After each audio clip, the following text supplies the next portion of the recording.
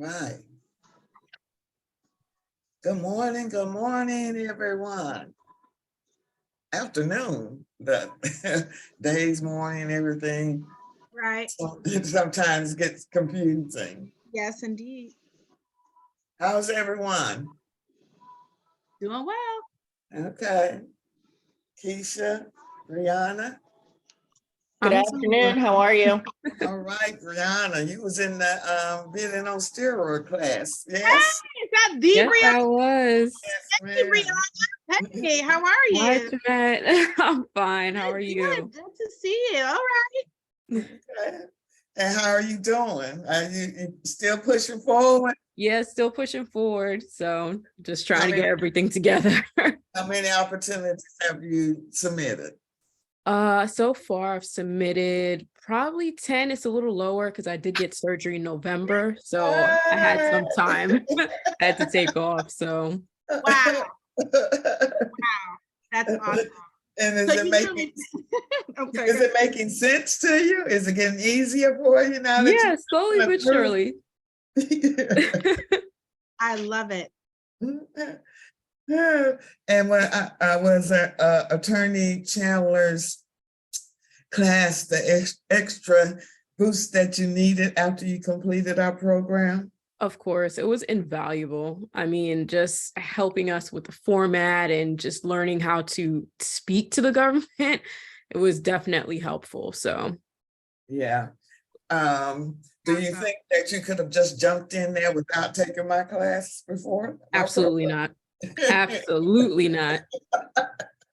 And why is that?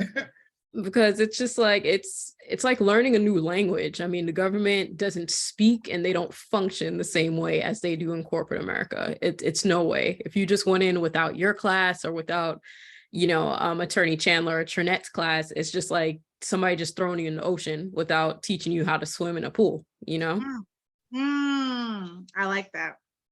I love it. I love it. So it is noon and they're coming in. Again, hello to the GPI community and the Facebook community. Welcome as we continue to have 2 for 1 this week with Attorney Chandler. I'm practicing what I preach. It's all about collaboration. It's all about aligning yourself with people who have the same values, the same mission. So when I met Attorney Chandler, when did we meet? Was that August or September? Oh no, that was about a year ago now. Oh, it's been a year? Yeah, because, wow. about a year ago, but then we started really hardcore working together over the summer. Oh, wow. And when I met her, I was like, I love you. Just because she has the same spirit that I have, the same mission of making sure our community understand how to get in the game and how to be successful in the game. And I understood when I created GPI that it was still just the basic foundation, more than what anyone else has been able to provide. But I felt like bringing on Attorney Chandler in this collaborative effort and bidding on steroids, that's what you all need, just to keep it going, because you have to touch your business every day. You cannot just get in and get out. You've got to be engaged. So I'm excited about Attorney Chandler joining us. And she's going to, what the young folks say, spill the tea on what's going on in government contracting. But before we jump in, of course, I always have to go through housekeeping. Housekeeping includes, hold on 1 second. You all, still didn't do it right. Hold on, guys. You all putting in your information in the chat box. Again, I am a strong believer of us understanding the power of teaming, connecting, where I'm weak, you're strong, where you're strong, I'm weak. That is the community that we have in GPI. So please take the time to write down this information. And if you haven't completed your business profile at GPI Win, please do so. Because again, my goal is to have the government come to our database and know that they have a whole host of business that are qualified and ready to go. So that's what I like to say our relationship is with the Chandler Law Group. I'm the beginner and Attorney Chandler is the finisher. So you're getting dressed up with GPI, but she's the finisher. So again, welcome everyone. Tomorrow, we also have our information session. So if you know someone that's interested in getting into this space, please have them to join us tomorrow, 9:30 a.m. Eastern Time. And we'll tell you a little bit more about government contracting and our program. Our next cohort will start next Thursday with the lovely Joyce Thurman. Hopefully, you all listened to her masterclass yesterday, and she was dropping a lot of dime on you guys for on this space in her role that she had at SBA for 42 years. So we also capped our cohorts. 25 is the number. So we only have 12 seats remaining, and I'm pretty sure they're getting ready to be taken really quickly. If you haven't already, please go ahead and go on our Facebook page, LinkedIn, subscribe to our YouTube, just to make sure you're continuing to become engaged. If you need to reach us, this is the way you can contact us. And you could also just scan the code. With that being said, we're going to jump into today's masterclass on what's going on in government contract with the honorable, adorable Attorney Chandler. Please introduce yourself to those who are just joining our community and may not know of your value and your background.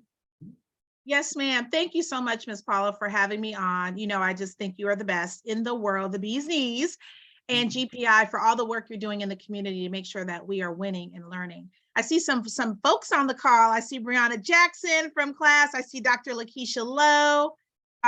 If you guys are able to hop on screen and show your lovely faces, if you feel so led, so we can have just a good chit chat conversation. My name is Trinette Chandler, and I am the founder of the Chandler Law Group, as well as TechScribe Communication. I focus primarily on contracts in the government space. My law practice and my consulting firm both handle those work streams. I primarily focus on Department of Defense, national security, aerospace, and healthcare opportunities. On the consulting practice side, I have for 28 years worked deals and won deals, right? My main goal is that I come into these large organizations and I strategize, develop, help write proposals that are submitted to the government to win work. The typical deal that I work is $500 million to $6, $7, $8 billion with a B. I always say single award for companies whose products I'm sure you probably have in your home right now, and around your car, your home, et cetera. I'm who you call, as I say in my tagline, when you have must win, bet the company, Wall Street is watching your earnings report opportunities that need to be won. They're usually at NASA or in the defense space or with these large medical systems, et cetera. Love what I do, but my passion and what my great-grandparents, my grandparents, and my parents taught me is we save we. When we learn something, it is really our obligation, we are incumbent to bring this knowledge back to the community so that those who feel so led are able to come in, learn what we've learned, and do better, faster, more efficiently than what I've done. I've been working and writing proposals for many years. My background is as a science and technical writer. So again, some of the products you have in your home or you see in your stores, I've probably written some of the user manuals for. I wrote the first user manuals for the BlackBerry. This is 1,000 years ago, for those of you who even know what a BlackBerry is. Or when you go into CVS or into Walgreens and you make your pictures on those Kodak machines. Well, 20 plus years ago, 23, 24 years ago, I was still in my 20s and I was running 9 countries, running that opportunity for Kodak, developing all the user guides, beta testing the system, et cetera. So the point is I've been around. I love what I do, but I am here because Ms. Paula asked me to be here. And when Ms. Paula calls, you answer and you come. But the reality is I want you guys to learn what I've been learning, working at some of the biggest deals the government has seen in the last, 15 years or so, okay? My goal today is to have a conversation. My goal today is to impart what knowledge that I have with you. One thing I'll tell you really quickly, and I'm somebody who doesn't always talk about myself, but it does sort of set the foundation for credibility. That's the only reason I share, not to be vainglorious in any way. But I also co-chair one of the American Bar Association's largest public contract law sections that deals with subcontracting, teaming, et cetera. So I was a vice chair for like 4 years. I've been a co-chair for 2 years. I was asked to serve in that capacity. So my whole thing is, how do we get subcontractors eating, which is probably what most of you will be. There may be opportunities to do prime work, but most of the time, small businesses are going to be in the subcontractor role at first until you can get your sea legs. Lastly, I want to share this information because I'm a Black woman-owned business. I'm a small business as well, and also the daughter of 2 veterans. So I want to make sure that my service-disabled veterans, my veterans, everybody on this call gets this information. That's the charge upon my life and why I do what I do. I love what I do, and I do it with a joyful heart of service, okay? Any questions so far before we begin? I think we can jump right in, and you still have a lot to cover here. Let's go There's for it. a lot. There's a lot. And we may have to do a follow-up, Ms. Paula. I can't call it because I have 17 pages of notes here. I know it was. And again, if you all have any questions, please feel free to put them in the chat, and we'll catch them and interject them as we continue with this session, right? Absolutely.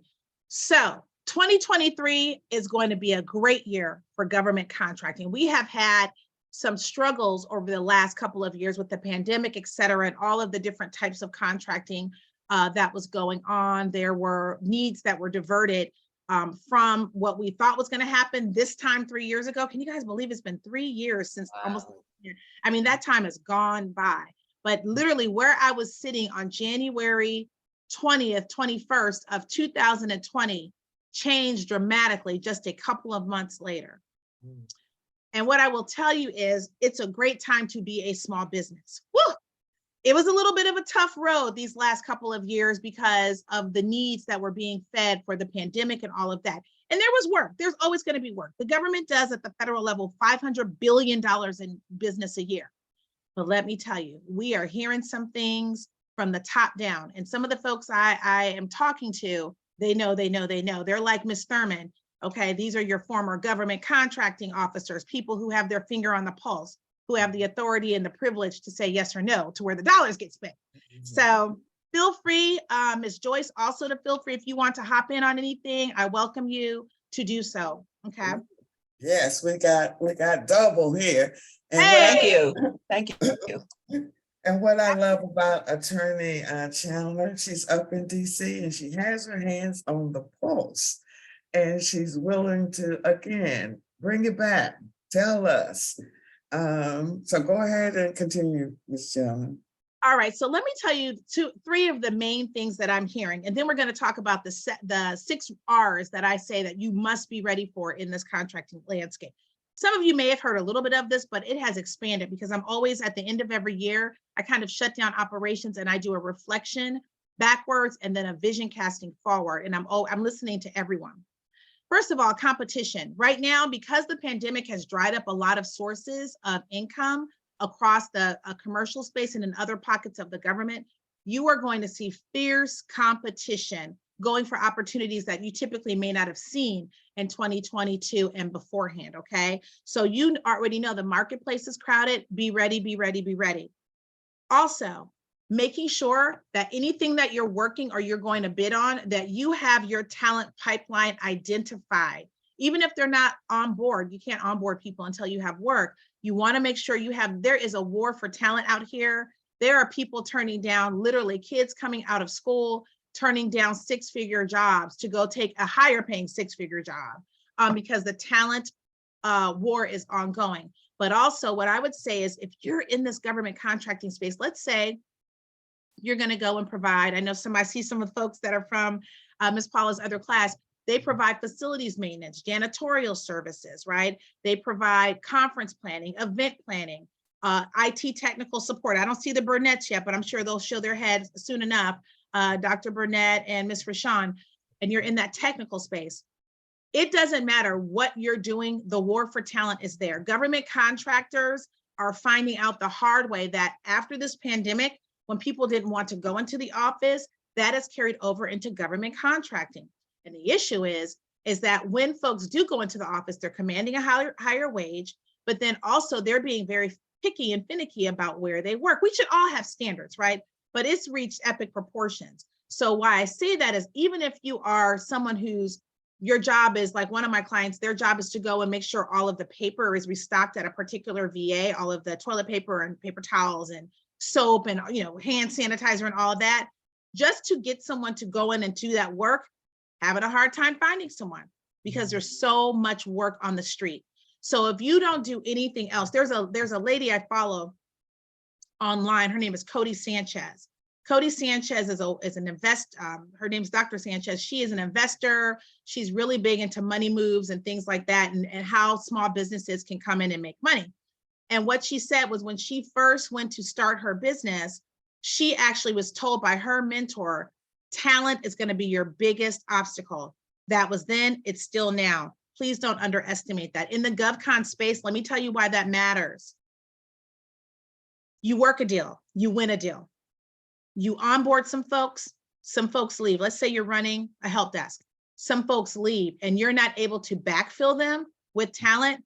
You can get your contract snatched by the government if that is creating a mission operational issue. The government can come in and literally terminate your contract.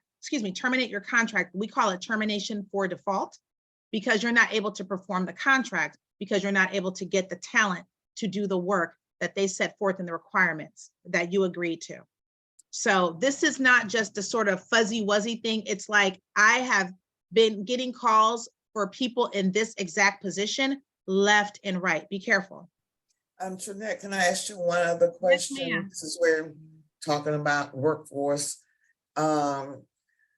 What is going on as it relates to reaching out to a lot of government employees that are leaving the government, and what are you finding happening in that space and trying to build those relationships? What's been your experience? it's a fun time to go hunting. I say, watch your LinkedIn, boys and girls. The government employees are tired. They are overworked. They are seeing the private salaries that align to their public service job. And they're like, I'm doing triple the work for whatever fraction of the pay. Not if you're a big muckety-muck, like a deputy director, like Ms. Thurman, but for the rank and file, they're seeing that their salaries may not be in alignment. So many government employees, people reach out to me all the time, contracting officers, contracting officer technical representatives, procurement analysts, all of that. They are hopping over to private sector and they're letting it be known that they are available. Here's the deal. They're worth their weight, not in gold, in platinum, because they understand the way the government works. They know this cold and they know it from the inside. They understand what your proposal needs to look like, how you need to adhere to the requirements, all of that. So that's why it's exciting to see like what Ms. Paula has with all of these ex-contracting officers, retired contracting officers. It's the real deal. And here's the deal. A lot of folks hang that shingle out talking about they know procurement. Oh, I know procurement, I know acquisitions and all that. There's a lot of folks, let me tell you, a lot of people hang that shingle out. It's not necessary. Let's just say that sometimes there's nothing behind the eyeballs. I'm just going to be honest. If we can just talk, amongst us, Yes, it's you know, real girls, talk. It's real talk. It's real talk. there's a lot of folks out here coming to say that they can do this or do that. For instance, I was just last year, I had to come behind someone who's a very highly valued procurement attorney to do some work.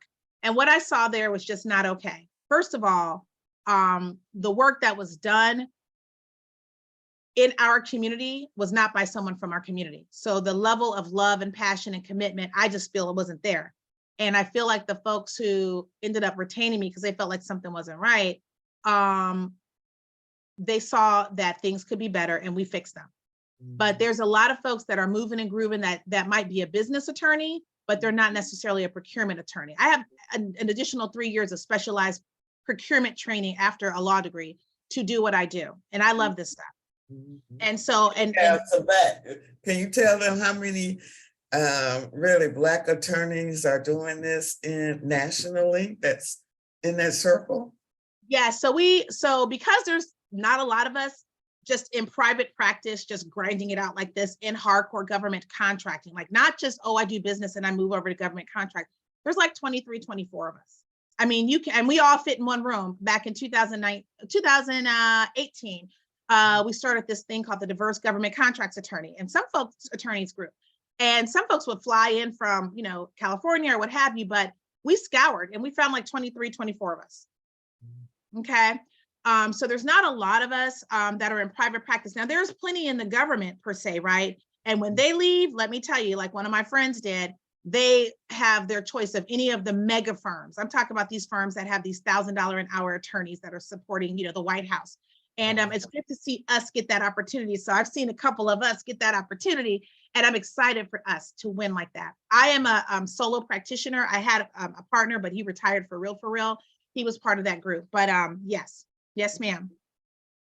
The other thing too is the government is here to tell you, you guys have got to be flexible. If anything the pandemic taught us, small businesses, we have to be nimble. What does that mean? You have to be able to understand what they're talking about when they talk about, here's the scope of the project, here's the type of funding that's available.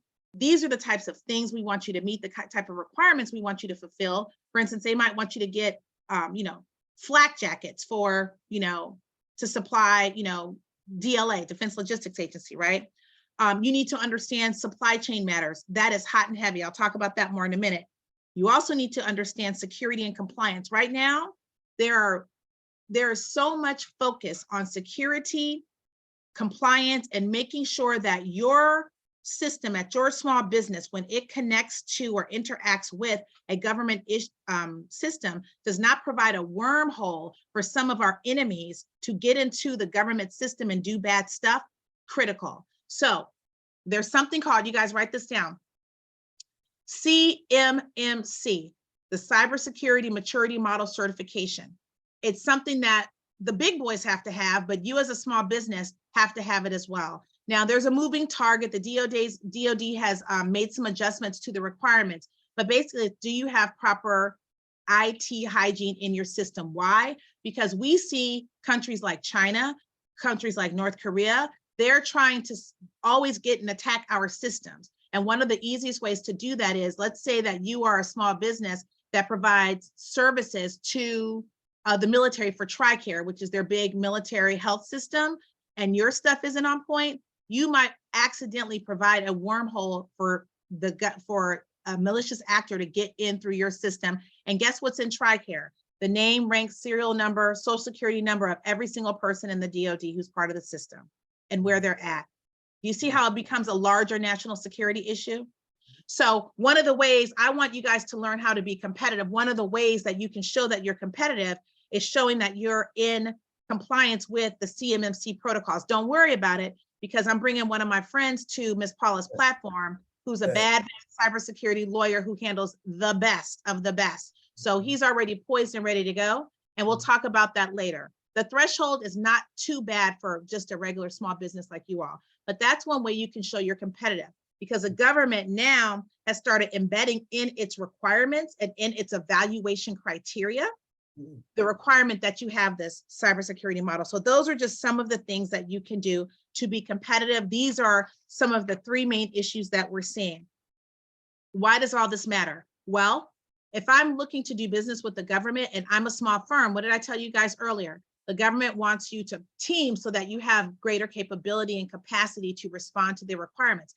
There are people sitting in the government right now whose main job it is to find out how to give work to small businesses. But if they put out a request for information or a sources sought notice and they do not have enough small businesses who can do the work, then they start opening up and widening that lens of who they are going to invite to the party. They may first say, I'm going to ask if any service disabled veterans can do this work. You're going to see that always at the VA. But if they don't have enough of a response, I have been overwhelmed and amazed over the last couple of years at how many opportunities at the VA are not going to service disabled vets because they can't find enough small businesses to do the work. So they have to widen the scope, widen until sometimes it just goes full and open competition. If you guys don't know what that is, talk to Ms. Paula and Ms. Joyce. Okay. Okay. This matters because when I'm looking to put together teams, I'm very persnickety about how I put together teams. I've had teams of 2 people. I've had teams with 43 different businesses that I'm running all at once on these large mega opportunities. People want to see that you have your infrastructure in place and that you're able to be a strong teaming partner. Okay. They want to make sure that your digital situation, your footprint is okay. They want to make sure that your accounting and your background, not your background, your accounting and all the back office work that you need to be doing is on point. Why? Because they need to make sure that you are DCAA compliant so that when they're working with you and they're vouching to the government that their subs and themselves are always in compliance with the way you're supposed to capture data and have your finances in order and have your project controls and have your internal controls. No one wants to partner with a bum. I'm just going to tell you. Not saying anyone here is a bum, but I'm saying. Can you break down DCAA or use acronyms? Yes, so DCAA, I apologize, Defense Contract Audit Agency. So they're the ones who actually are always checking to make sure that when they come in and audit your systems, that you actually are on point. It's like getting an audit from the IRS, but it's from the DCAA. They're coming in to make sure that if you say you have these controls and you're doing certain billing a certain way, X, Y, Z, that you truly are tracking the receipts, you're taking in what you should, you're billing the government properly, they're going over your balance sheet, they're looking at your cost proposal, they're looking at every single thing. They want to make sure that they're paying the exact price they said they would pay and that the fees and everything that you're billing them, that those are actually proper. Mm-hmm. Everything. I know them intimately. So that's why I created GPI, to make sure that it's more than just your skill set. You have to understand the business side of it and make sure it's structured to support these contracts. So thank you for addressing that. Absolutely, absolutely. And let me tell you guys something, and I say this often. We have got to, as a culture, take a beat to get ourselves together when it comes to doing business. I know that's not popular and that's not warm and fuzzy, but I'm not here to be warm and fuzzy. I'm here to help you win.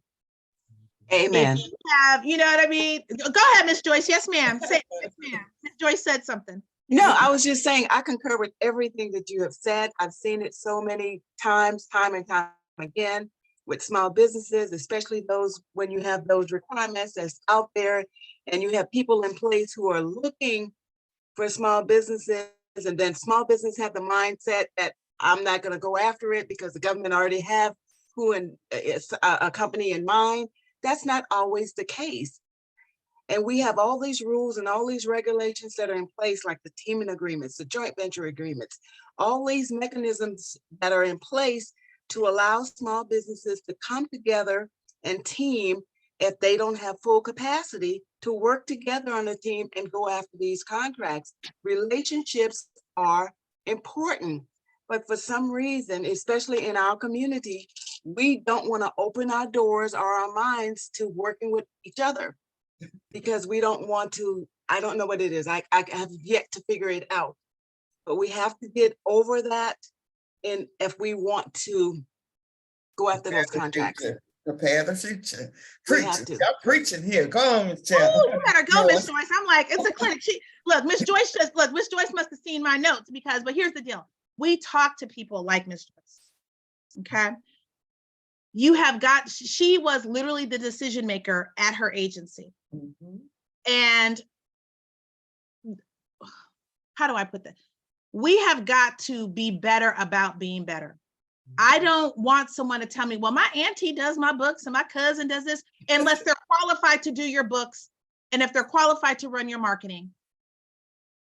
Stop outsourcing things to folks who are not qualified to do the work, because you then stand in front of someone like the Joyce Thurman and you look like your business and your entire life is in shambles. Who is going to be the government contracting officer to award a contract to someone, take a risk on a firm that's books aren't right, that can't properly follow directions in a solicitation?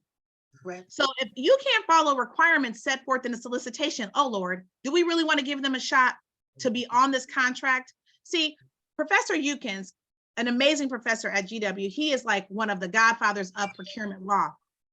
And one of the things he teaches us is you are introducing risk to the government when you show up wanting to do business with them. If they don't know you, if they don't know your track record, if they don't know if you're thorough and on point, as we would say it in our culture, then you're introducing risk to that contracting officer who may be looking to make the next GS jump or the jump to, I want to be a GS 13. But if you're the guy who they let an opportunity go to and you mess it up royally with some red flags that they probably should have seen earlier, then that's something that will literally go into their file and maybe a consideration for whether they get an opportunity to move to the next level or not. So people have kids to feed. So all of this is part of the calculus in the back of their mind that they're looking at when you send in a capability statement, when you're calling them, when you show up to their office, show up looking like you mean, as my grandmother who's in her 90s says, that you're about business. Don't show up looking any old kind of way, because how you show up in that first meeting is how they will expect you will show up for every meeting thereafter. Mhm. Be about business. And my grandmother is my business coach and my advisor. She is an old grand dame. She's amazing. But she always said, when you go out somewhere, look like you knew you were going somewhere. Mhm. Mhm. And that And I includes, yes, And I ma'am. think we lost that somewhere, and we lost it more so with the younger culture. I You mean, want- nothing has changed. We're still trying to fit into an equation to be accepted. And the first thing they see is what they take of you. And one of my good friends in my very first government job, I'm from Asheville, North Carolina, being country, wearing flip-flops to jobs. And she pulled me aside and said, you need to change that. And I'm so grateful because, again, no one is teaching us. And if we're not teaching us, how do we know? Mm-hmm. Absolutely, absolutely. And just to pick up on, I'm just flipping around a little bit to pick up off of also what Ms. Joyce said, joint ventures. A joint venture is when two companies can come together, independent firms can come together and form a new business entity so that they can pursue work together, okay? That's one way. You can have just a regular teaming agreement where, let's say, let me see, I see Kay Witherspoon. Kay, what's your business? Hey. Hi. Hi. I go by Nikki professionally, but my business is water restoration. So we specialize if you have like a plumbing leak, or like how recently Georgia had a freeze where a couple of pipes froze. So we would tend to those needs. Wow. Thank you so much, Nikki. I appreciate it. I'm just picking people at random, but thank you. So let's say I have a business and I need someone to come in and help do that kind of restoration after a big freeze or a big thaw. I might want to go over to Nikki Witherspoon. But here's the deal. If I am just in a subcontractor prime relationship, then it's difficult for us to combine our past performance so that we can pursue the work as an entity and look like a stronger, more viable bidder. But when you form a joint venture, you're able to use those past performances as though the new entity you can leverage those past performances in the new entity. So September 23rd of 2022, the Code of Federal, the final ruling on the policy on joint ventures from the FAR Council. The FAR Council is the Federal Acquisition Regulation Council. We call the Federal Acquisition Regulation the FAR. The FAR Council issued a final rule to align with changes to SBA rules that were made in 2016 and 2020.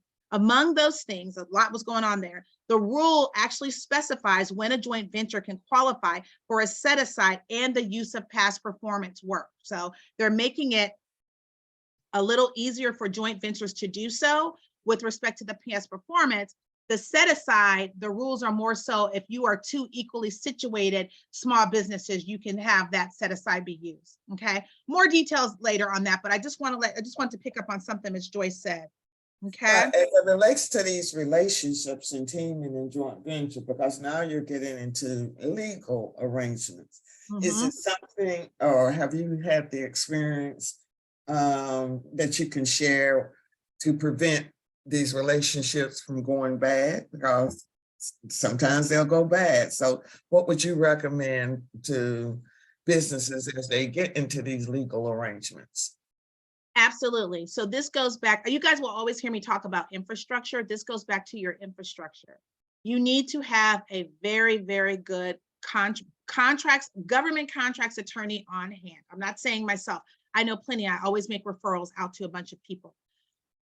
Because you want to, before you ever enter an agreement, you need to lay out how you would exit said agreement should things go left. Let's say you have a joint venture and the partner that you're teamed with in that JV isn't doing what they need to do. In your operating agreement, you need to say what the roles are, the responsibilities, how you're going to enact, clauses, the nuclear clause, if you have to shut the whole thing down, how do you close it down? Who keeps the work? Who gets rid of the work? All of that. So one of the things I highly recommend is that you have a government contracts attorney, a business attorney, but a government contracts attorney as well. Let me give you guys a little note here, and I don't have any stake in this. I tell people all the time, just like you should have health insurance and dental insurance, have a lawyer on standby. There's a company, I get no money from this, but I want you to cost effectively be able to use this. This company called Legal Shield. It's prepaid legal for those of you who don't know it. You can get basic attorney work from them for like $29 a month. Okay, there's a whole host of, I see Dr. Lakeisha shaking her head, Nikki, you guys, if you don't have it, sign up. And I have a couple of people that I know, they're just folks that I've met over the years, or, folks that are Black owned providers of that connection. If you need that, let Ms. Paula know, and I'll be happy to reach out to them on your behalf. But my point is, for $29 a month, actually $15 additional, so $44 a month, if you have a business, they will cover you and provide you a bunch of legal services for that flat rate. And if it's something that's too complex, or somebody said, I've had them for years. Yes, Ms. Kimberly, yes. If it's too complex, then they refer you out to another attorney, but you get the discounted rate for services. So whereas instead of it being $400 an hour, you might get the services for $200 an hour. And for me, I think that's really what killed my business. When I had a lawsuit, and in my mind, I'm thinking this will be over in 3-4 months. I had no clue that that would be 2 years of my life that I couldn't get back, and it was expensive. I ended up spending $125,000.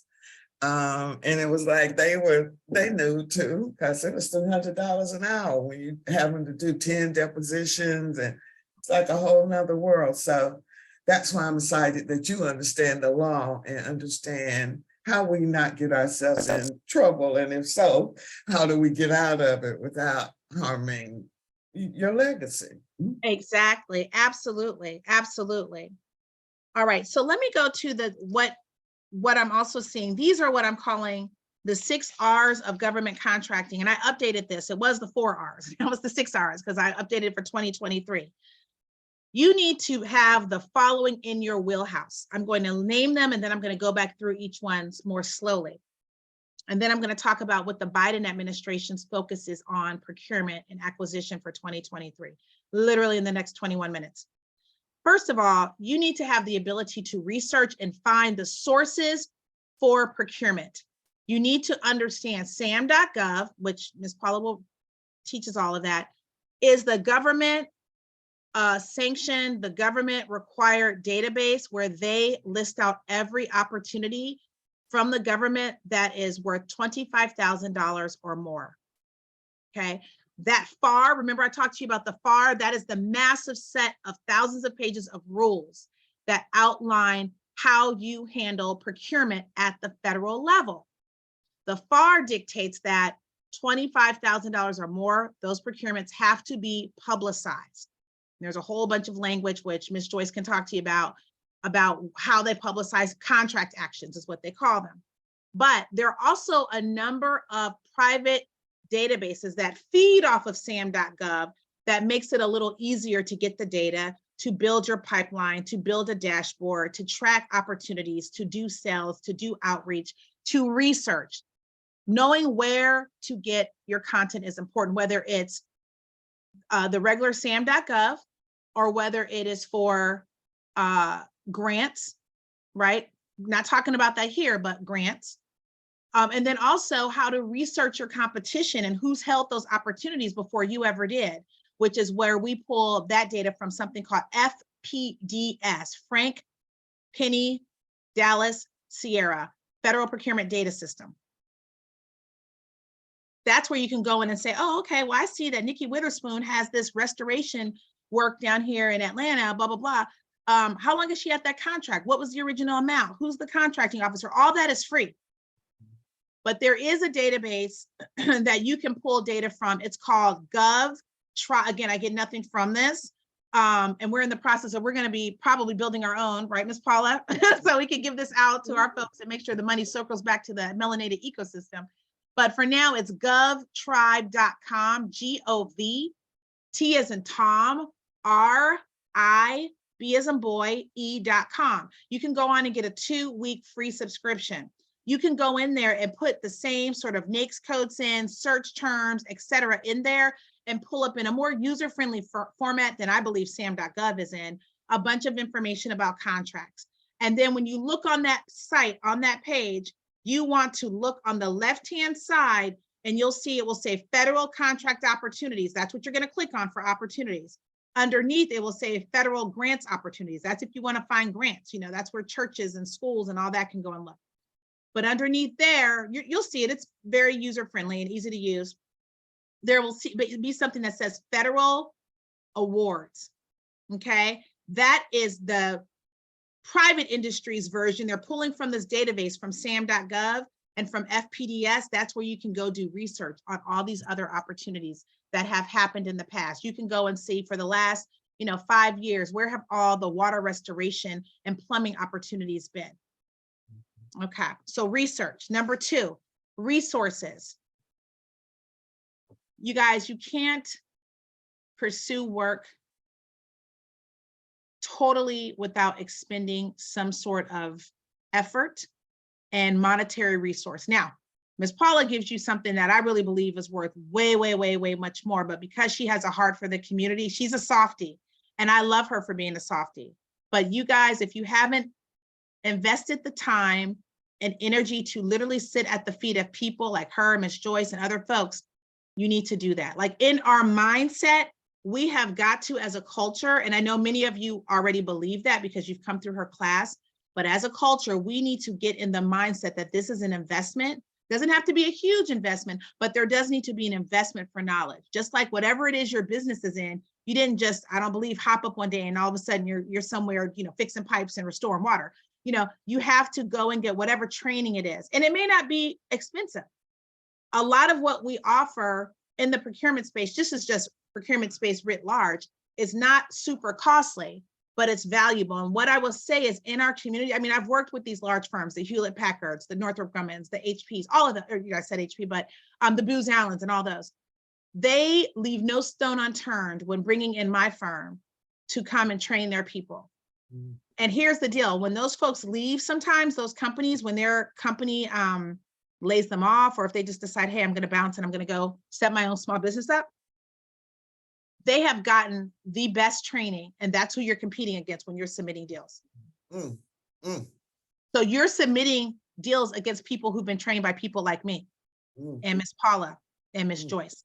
mhm. So if we want to truly level the playing field, I want you guys to figure out where you can get your resources. I always try to give free or inexpensive resources so that you can at least get your feet wet until you're feeling like you can do more, right? So that's that. Ms. Joyce earlier talked about relationships, critical. You have got to develop a relationship with the government. That includes everything from marketing, having a capability statement, reaching out to them, and staying in contact. Guys, you didn't just learn to walk by crawling one time and all of a sudden you're running a 5-miler. One of the things I will say, and this is just us talking, is we don't consistently interact with the government to let them know, I'm here, I'm here, I'm here, I'm here. Anything that they've come to me and said, hey, Trinette, do you have a client who can do this? Oh, yes. Okay, let me get right back to you. I'll be right there to you in 24 hours. Thank you. Okay, good night. Bye-bye. And I'm on the phone, like, dial, like, who can do this? Who can do that? I'm on the, right now, I'm looking for, Black-owned firms that have excellent tax attorneys and intellectual property attorneys, right? I know some of them, but part of the thing is you got to keep the relationships going so people know to call you, that you become the girl Friday that solves the government's issues that keep them up at night. That will not happen if you send in one little capability statement and making a phone call that won't get returned. They didn't call me back. They're not gonna call you back. That was me on the inside, I could get away with maybe one or two not return, but when you start an email, now you're keeping a paper trail on me. But if I don't hear from you in no more than one, is that your experience, Joyce, as well on the inside? Yes. Huh? Yes, yes. It's the consistent ones. And Right. it's all because what happens, and I'll tell you what used to get me. And I think I said this yesterday on the call. You do have to be persistent, and you do not give up. So if you sent an email, right, you didn't get any response. Well, I may have gotten a congressional. I may be working on something else. It could be a number of reasons. Don't take it personal. This is your business. On one hand, don't take it personal. On the other hand, you need to take it personal. You need to be persistent and continue.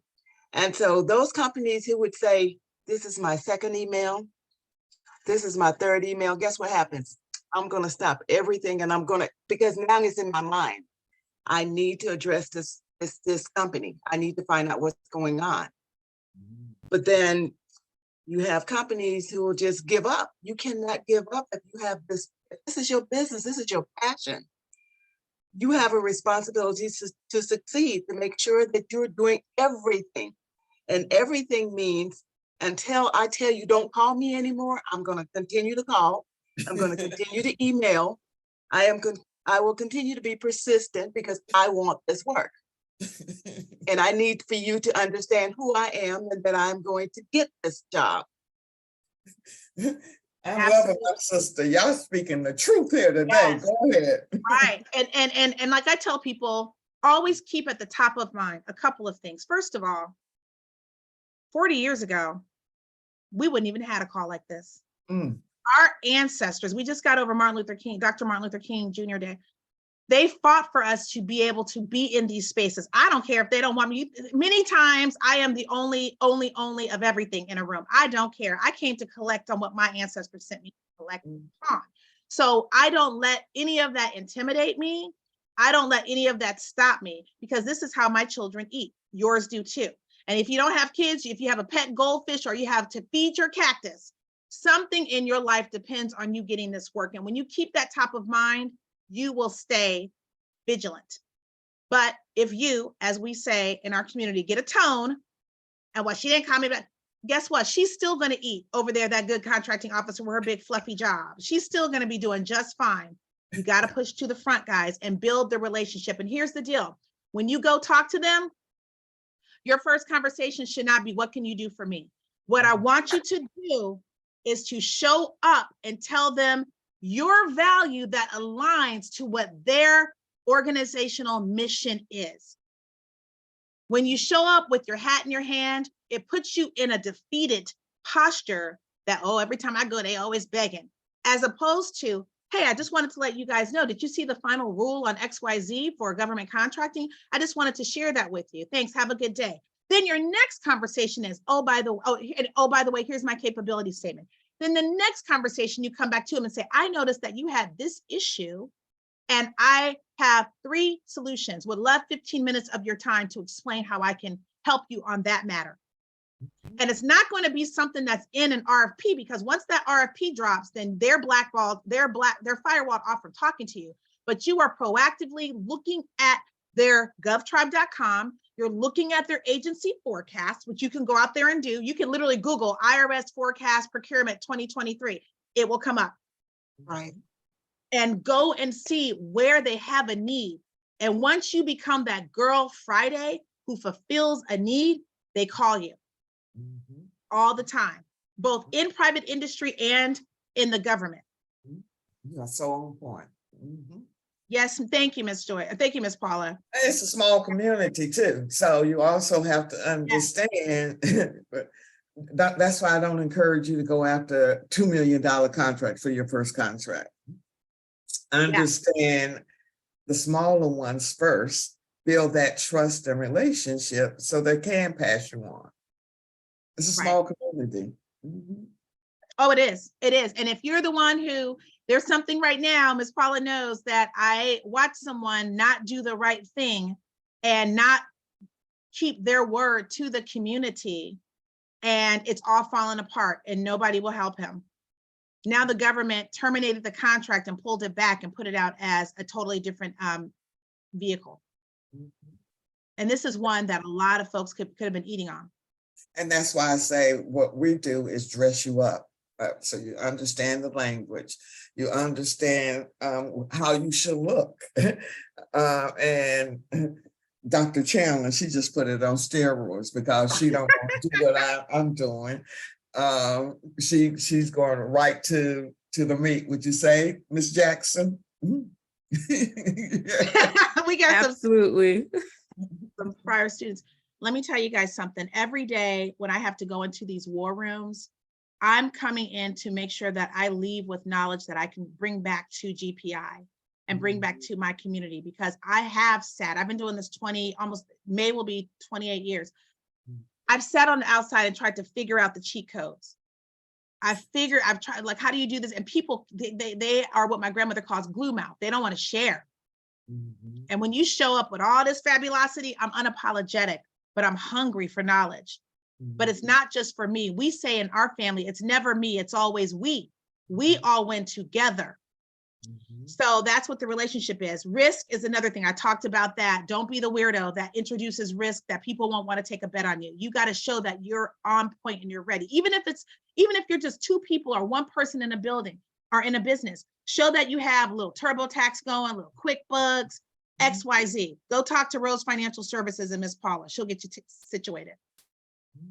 Number 5, reimbursement. Make sure your books are in order, because when you do, thank God, hopefully, get a contract with the government, if you can't invoice them properly, they will not pay you.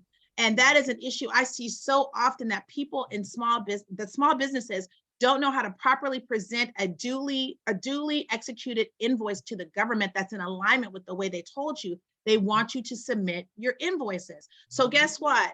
They're not going to fool around and fool la and sha-na-na with you, like I tell my kids. They're just going to put you on the bottom of the pile. You might get paid on the 1st of February. So you have to be, I'm sorry, go ahead, Mr. No, I was going to say amen to that. And it happens every day. Once you get that first contract, ask the contracting officer, who is the person in charge that's going to pay me? Contact that person and say, I need a working relationship with you. I need to know how you want me to submit this invoice. That opens the door. If there is a problem, because you have created that relationship, that person will call you as opposed to putting you at the bottom of the stack, because you will be put to the bottom. And they will get to you. They will get to you when they have time. And since there's a lack of resources, they'll never have time. And you're wondering, and I could never understand why 3 or 6 months later, small business will call SBA and say, I haven't gotten paid. Well, how long has it been? It's been 6 months. Why would you wait 6 months before you ask for your money if you've provided the service? Why did you not contact the person who's handling the invoice You just went out. and find out what it is? Because sometimes it's so simple. So thank you for bringing that up. Oh my goodness, that is really an issue. It really is. Like, I've seen companies where they'll call in and I'm like, really, and I tell people all the time, like, this is what you need to do. You don't need an attorney for this. You need to just speak up and let them know you're about business. If they don't respond, or if there's, you're going down a hamster wheel, then you might engage an attorney. But a lot of stuff you don't need us for. And I'm save your coins for something else. And the other thing is overall readiness. I can't stress it enough. I think I've hammered that home. So I won't be the weirdo who keeps saying it, but just be ready, be ready, be ready so you don't have to get ready. Okay, that's the one thing. You see, not to equate this to the military, but when you see folks that are over at war, they're not like just laid out, whatever, right? Our soldiers are over there. They're they got their weapon, their hard hat, they have their chute right there. Hop up, get ready to go. If something happens, you got to get out the building, go ready. Go. Don't be like, oh, I got to find my shirt. It's not like that. And government contracts is a contact sport. And what I will say is a couple of things that I'm also seeing are driving some small businesses totally out of business during this last. Now they just have some rules that have adjusted. Supply chain issues, critical. Please make sure that whatever you want to go to the government and sell to the government, that you have a really strong supply chain. Because what's happening is the government will put out requirements. You put your hand up, whether it's simplified acquisitions or a purchase cart. I got to squeeze this in. I'll talk about it in a second, but don't let me forget it, because this is how you guys are going to be able to get off this call and hunt for work. But the government will put out a requirement. You say you can meet it, and then all of a sudden there's supply chain issues. So you're not able to meet that requirement. Well, the government's looking at you like, well, okay, let me know when you get that resolved. They are not, because of the overwhelming response, because of the pandemic, everybody has supply issues. The government does not want your salty procurement tears. The government's like, you are still going to perform, okay? And so what I want, and so what has happened is companies have been issued terminations for default, sometimes termination for convenience, when the height of COVID and all that. But that's also run these companies out of business, because the government's like, we are not budging. Let me tell you where else they refuse to budge. But there's been a little bit of relief, and there's more to come from what I understand. Inflation has driven up the prices on so many things. And so if you bid and you said, okay, it's going to cost me $1 to do the work, I'm going to charge the government $2. I'm just making up a number.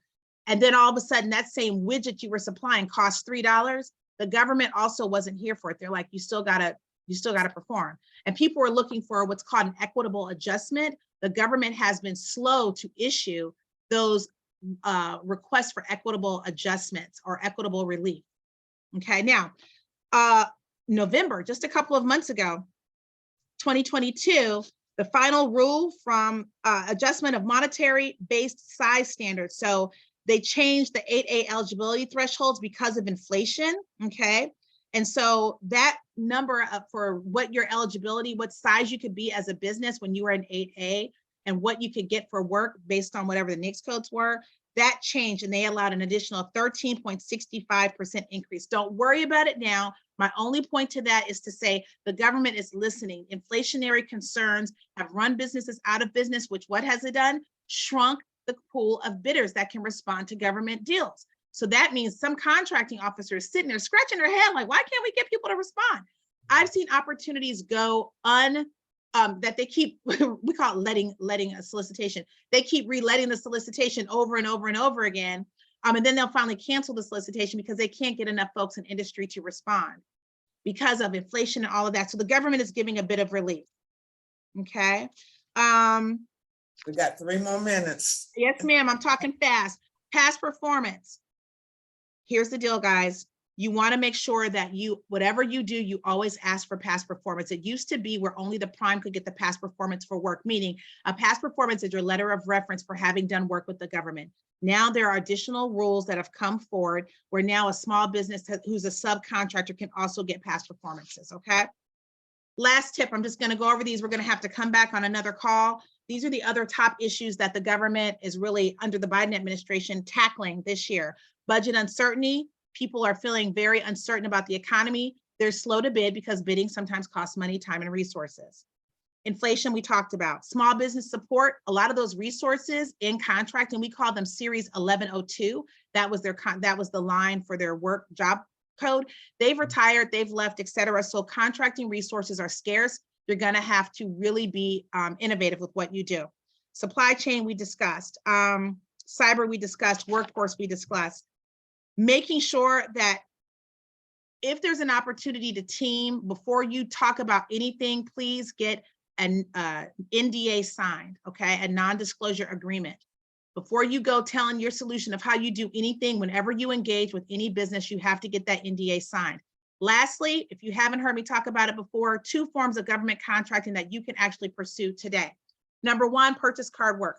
Purchase card agreements are basically very simple, that the government, someone in the government, usually like someone who's at an executive, like admin level, et cetera, they will have a government credit card that they can buy services. So they might not be able to have $1 million deal, but they might be able to buy $3,000 worth of training or someone to come in and do that. So always ask who holds the purchase card and also figure out what services they can buy or should be buying.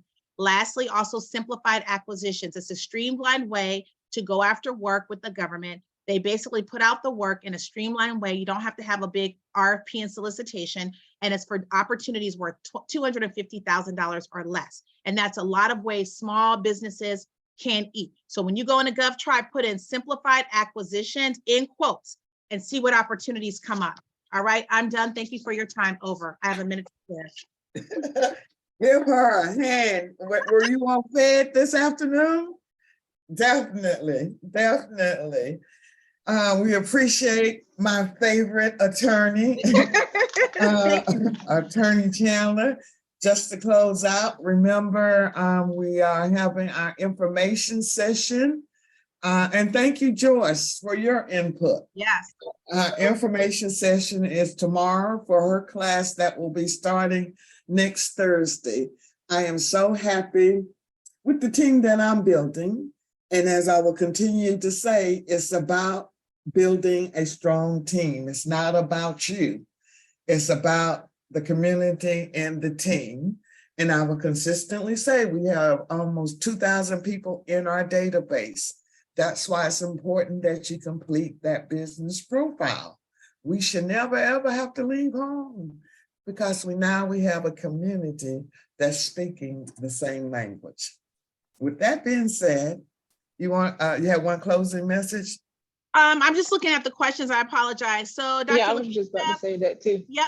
No, that's okay. Let me see. Dr. Lakeisha, the 1-page capability statement, you want to try to keep it to 1 page if possible. If not, 1 page front and back, but these contracting officers don't want to read everybody's life story.